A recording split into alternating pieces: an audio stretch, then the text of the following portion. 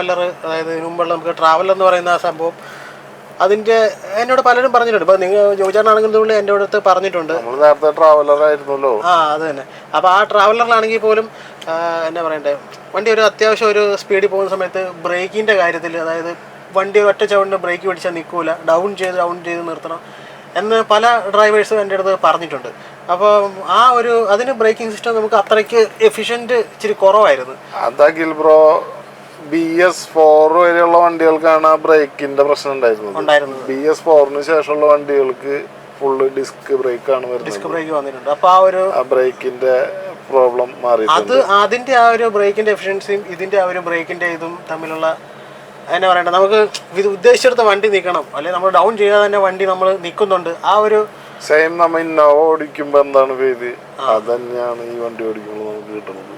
അപ്പം മൊത്തത്തിലായിട്ടുള്ള എന്നാ പറയണ്ട, നമുക്ക് നല്ല ലക്ഷറി യാത്രാ സുഖമാണ് വണ്ടിക്ക്. പിന്നെ ആക്സിലറേഷനും എല്ലാം എൻജിൻ നോയ്സ് ഒക്കെ നമുക്ക് ഉള്ളിലോട്ടൊക്കെ വരുന്നുണ്ടോ അധികം? ഇപ്പൊ നിങ്ങൾ വണ്ടിയുടെ ഉള്ളിൽ ഇരിക്കുന്നുണ്ട്, നിങ്ങൾക്ക് ഫീൽ ചെയ്യുന്നുണ്ടോ? നമ്മളിപ്പോ മറ്റേ നിർത്തിയിട്ടേക്കുള്ളൂ, ഞാൻ ഉദ്ദേശിച്ച ഓട്ടത്തിൽ അല്ലെങ്കിൽ മറ്റേ ഹൈ റേഞ്ച് ഒക്കെ കയറുന്ന സമയത്തൊക്കെ.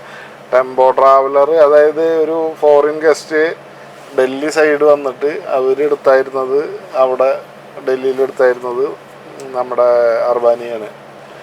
അപ്പോൾ ഇവിടെ വന്നപ്പോൾ അവർക്ക് കൊടുത്തത് ടെമ്പോ ട്രാവലറായി.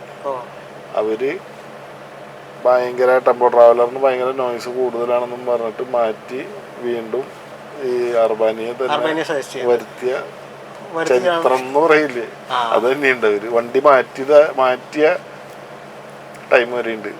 അതായത് ഇപ്പം എല്ലാവരും ഇപ്പം ഇതിലോട്ട് തന്നെ മാറി തുടങ്ങിയിട്ടുണ്ടെന്ന് തോന്നുന്നല്ലേ? ഓൾമോസ്റ്റ് കൊച്ചിയിൽ എനിക്ക് തോന്നുന്നു 10,000 മേലെ വണ്ടികളായി കഴിഞ്ഞു. ടെമ്പോ ട്രാവലറിലും കൂടുതൽ വണ്ടികൾ ഇപ്പൊ എനിക്ക് തോന്നുന്നത് അർബാനി തന്നെയാണ്.